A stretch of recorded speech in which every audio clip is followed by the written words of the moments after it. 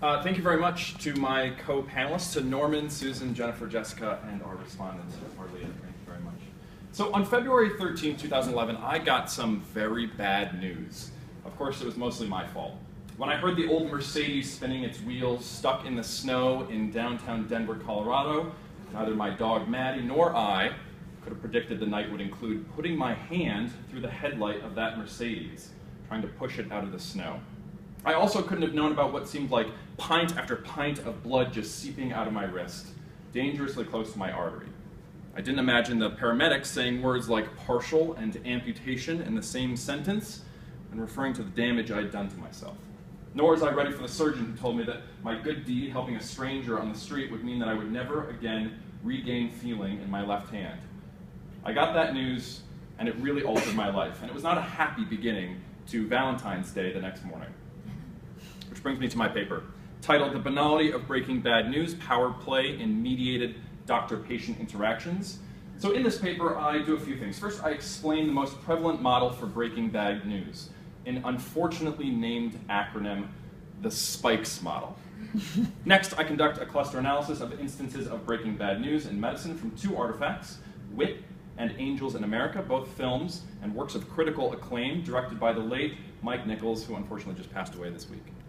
Finally, I offer a new model based on a more appropriate acronym than SPIKES, my acronym, empathy.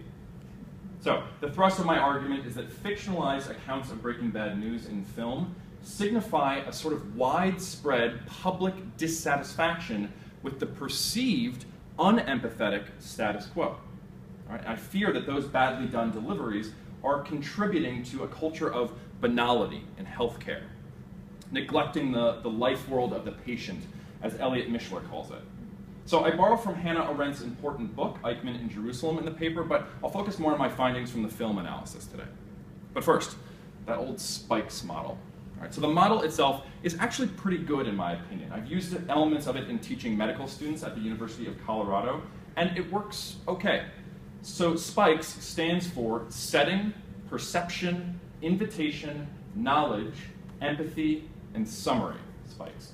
You can imagine how the acronym's designer, oncologist Dr. Robert Buckman, might have used the P for perception piece. So the example I like to use is this. Try asking your patient how they perceive their own medical status. What do they know already, if anything?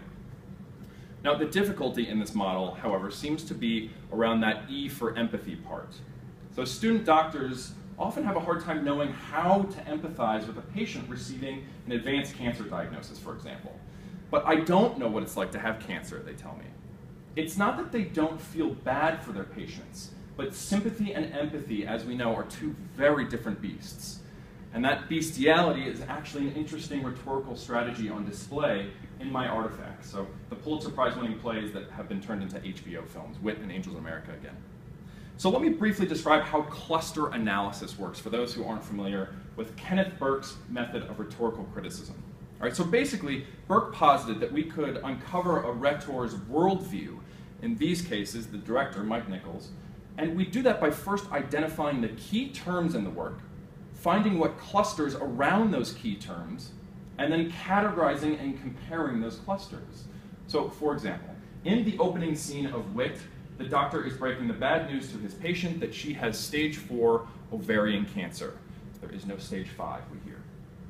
As you can imagine, cancer emerged as a key term. So clustering around that key term are words of dialogue like undetected, insidious, treacherous, invasive. Also, objects like a mask were on display in the scene, and thus that sort of emerged as a cluster term, if you will. Now here's a few lines of dialogue to support the claim that what clusters around cancer is a sort of sneak attack, kind of a predator on prey category. Doctor, you have cancer. You present with a growth that unfortunately went undetected in stages 1, 2, and 3.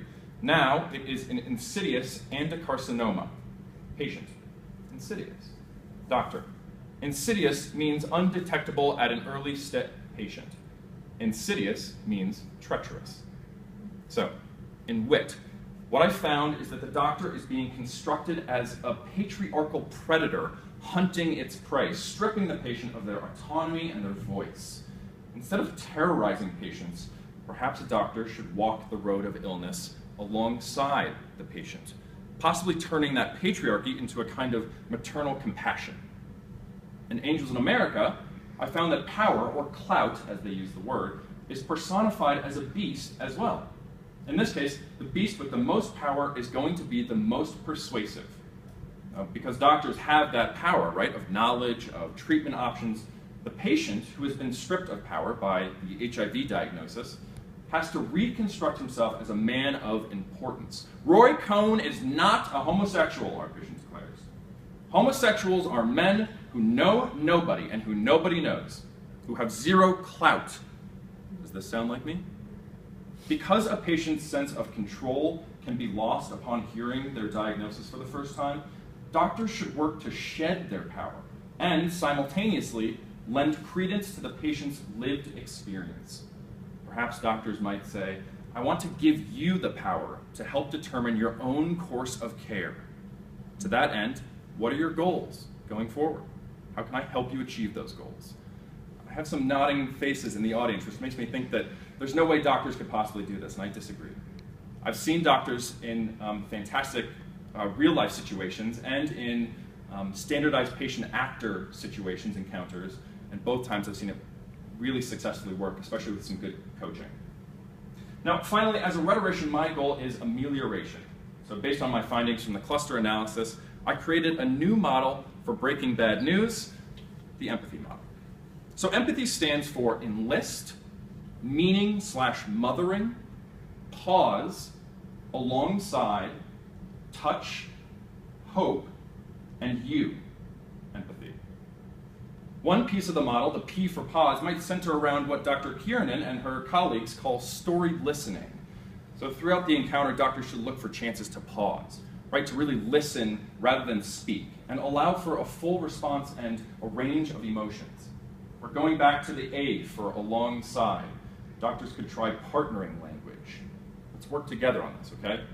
I'll be right beside you. You're in control. By offering this more ritual template to doctors, I hope they find value in maternalism over paternalism, enlisting the patient in a discussion rather than issuing a commanding battle cry, providing space to walk with a patient rather than over a patient, adding human touch to eliminate repellent tendencies, and offering hope in the face of an impending death. If Wit and Angels in America are presenting a mediated world where providers are failing their patients, perhaps the empathy model will serve as a real-life example of how caregivers actually feel about and with their patients. Thank you.